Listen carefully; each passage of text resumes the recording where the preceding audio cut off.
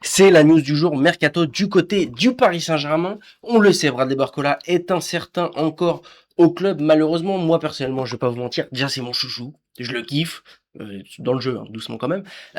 Mais voilà, moi j'aimerais qu'il reste. Mais on le sait, c'est un peu compliqué. Il a plus que 2 ans de contrat avec le PSG, donc cet été, normalement, quand t'as plus de 2 ans de contrat avec un club, c'est soit tu re-signes, soit tu pars, tout simplement. Pourquoi? Parce que sinon, l'année prochaine, il aura plus qu'1 an de contrat. Les autres clubs, bien évidemment, le savent et vont essayer de faire pression à la baisse sur son prix de transfert parce que le PSG va devoir s'en séparer au plus vite. Sinon, l'année d'après, il part gratuitement.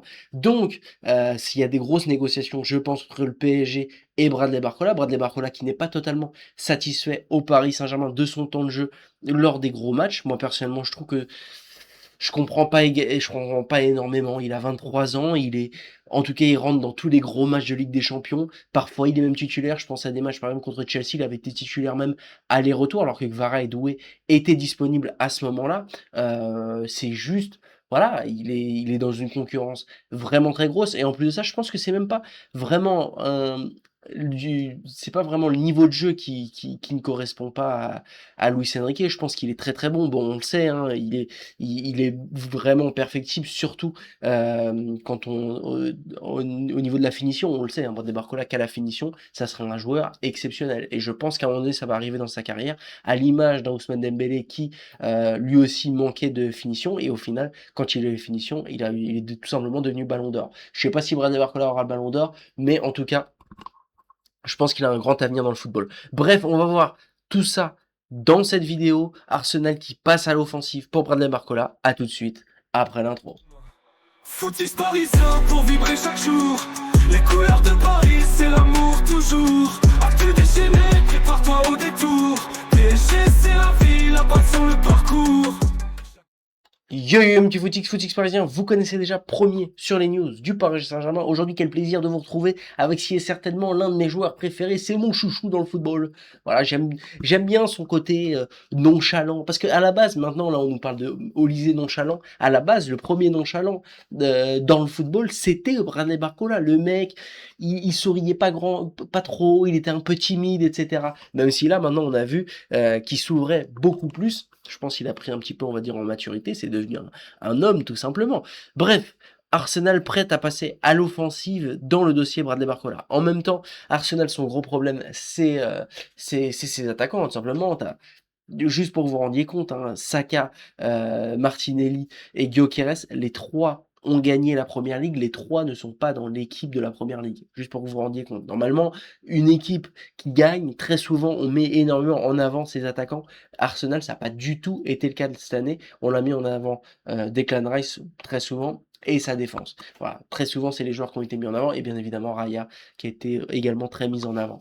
Et même, hein, même en Ligue des Champions, pareil. Et puis d'ailleurs, ça s'est vu lors de son match contre le Paris Saint-Germain, mais ça c'était plutôt un style de jeu hein, qu'Arsenal a voulu faire et ils ont pas, les attaquants n'ont pas non plus eu énormément d'occasions pour montrer à quel point ils pouvaient être dangereux. Mais la vérité, c'est que c'est surtout, moi je pense, au poste de numéro 9, Gyökeres, c'était bien au Portugal, c'était très bien en Sporting Portugal, etc. Il pouvait énormément marquer. Je pense que là, la marche est trop haute. Je pense que tu vas avoir du mal. Bon, ça aurait pu passer, hein, de gagner la Ligue des Champions avec Gyökeres, ça aurait pu passer cette année pour Arsenal. Vous voyez, je pense que ça va être un peu compliqué. Après, Kai Havertz, c'est quand même assez bon. Peut-être que, voilà, peut-être que garder Kai Havertz en faux neuf, ça peut être assez intéressant pour Arsenal. Maintenant, Martinelli et Trossard, c'est vraiment pas au niveau, en tout cas à mon sens, d'un champion de Ligue des Champions, en tout cas actuellement. Et donc, c'est pour ça que Arsenal chercherait à recruter Bradley Barcola, alors qu'on le sentait plutôt du côté de Liverpool il y a encore quelques jours, ou même, ou alors du côté du Paris Saint-Germain, on ne le sait pas. Alors que son avenir au PSG fait l'objet de discussions, Bradley Barcola voit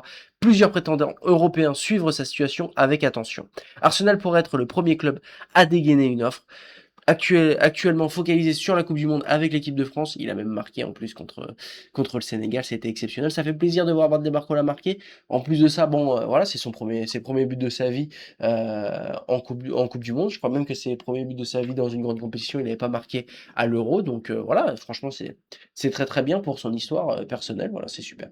Bradley Barcola devra ensuite clarifier son avenir sous contrat jusqu'en juin 2028 avec le PSG. L'international français est en discussion avec le board parisien au sujet d'une prolongation de contrat chez les Rouges et Bleus. Alors que les champions d'Europe souhaitent conserver et prolonger son bail, le principal intéressé pourrait également être tenté par un nouveau challenge à l'étranger. Arsenal veut renforcer son aile gauche selon plusieurs médias. Liverpool et Arsenal seraient particulièrement séduits par le profil de l'ancien lyonnais afin de renforcer leur secteur offensif. On se souvient, quand le Paris Saint-Germain recrute Bradley Barcola, les gens se moquent de Bradley Barcola et du PSG. Les gens se moquent de Bradley Barcola parce qu'ils disent « Ouais, t'es parti de Lyon, tu vas jamais être titulaire au PSG. » Il était titulaire dès la première saison. Et les gens se moquaient du PSG, ouais, vous recrutez Bradley Barcola, il a que 6 mois de Ligue 1, machin, c'est un joueur, vous l'avez payé 45 millions, c'est hyper cher. Mais actuellement, Bradley Barcola, c'est 120 millions. Voilà. Donc doucement quand même. Doucement quand même. Si du côté des Reds, l'arrivée de Victor Munoz au Sasuna est proche d'être bouclée, ça a été bouclé d'ailleurs depuis, contre une somme de 40 millions, c'est contre 40 millions. Concernant les champions d'Angleterre, le dossier Bradley Barcola pourrait connaître une accélération ces prochains jours. En effet, comme le rapporte The Independent, Arsenal étudie actuellement les détails nécessaires avant de formuler une offre pour l'ailier du PSG. Mikel Arteta a fait du français de 23 ans sa cible prioritaire pour améliorer son 11 de départ. Barcola pourrait bien concurrencer le Brésilien Gabriel Martinelli et le Belge Leandro Trossard pour une place de titulaire sur le côté gauche chez les Gunners. Précise le média britannique. Pour rappel, Bradley Barcola a inscrit 13 buts et délivré 7 passes décisives avec le PSG lors de la saison 2025-2026. Quand on voit les performances de Bradley Barcola actuellement, honnêtement, je trouve que même tu as du mal à croire que ce mec est remplaçant au PSG. Même si on sait les derniers mois, depuis sa blessure là, contre Chelsea, avait été plus compliqué. Bon, déjà tout simplement parce qu'il n'a pas pu prendre énormément de rythme. Il avait fait qu'un seul match de 90 minutes contre Lorient où il avait été bon, même s'il n'avait pas marqué, pas fait de passe décisive, mais il n'avait pas été mauvais. Depuis, il n'avait pas participé à un match pendant 80 minutes tout simplement. Donc c'était un peu plus compliqué, mais toute sa saison avant ça a été franchement très très bonne, avec, on se souvient, notamment un mois de février-mars vraiment exceptionnel où lui qui n'arrivait plus à marquer, avait marqué en 6 matchs 5 buts, voilà, dont 2 très importants, l'aller-retour contre Chelsea. Donc franchement, voilà, il était très très bien.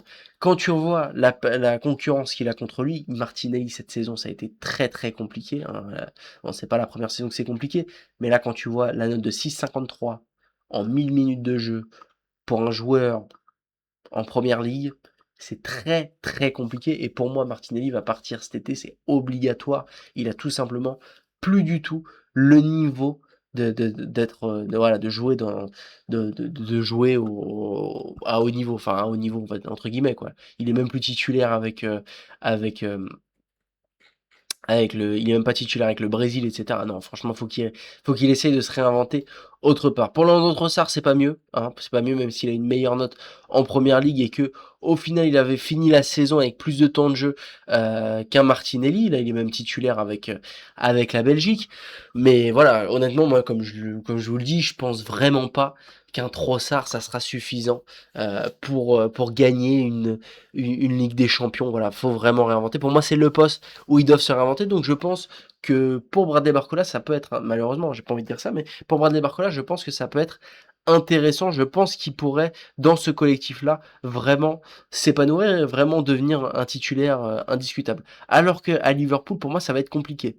Ça va être compliqué parce que déjà, ils ont recruté Victor Munoz, donc logiquement, c'est pour le faire jouer. T'as Mohamed Salah qui vient de partir, mais attention, il y a des rumeurs comme quoi il pourrait rester avec le départ d'Arnaud Slot. T'as des...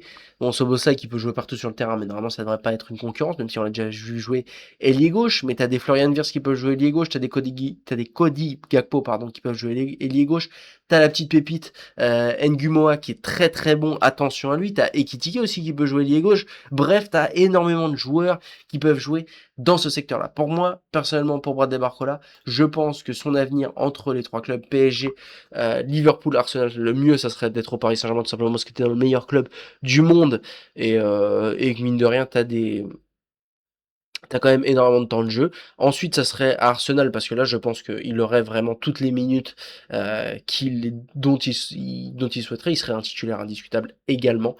Et par contre, je pense vraiment qu'à Liverpool, c'est compliqué. Bref, n'hésitez pas à me dire ce que vous en pensez. N'hésitez pas à liker, partager et vous abonner. Merci à tous les gars de m'avoir écouté. C'était le Footix Parisien. Je vous souhaite à tous une bonne soirée.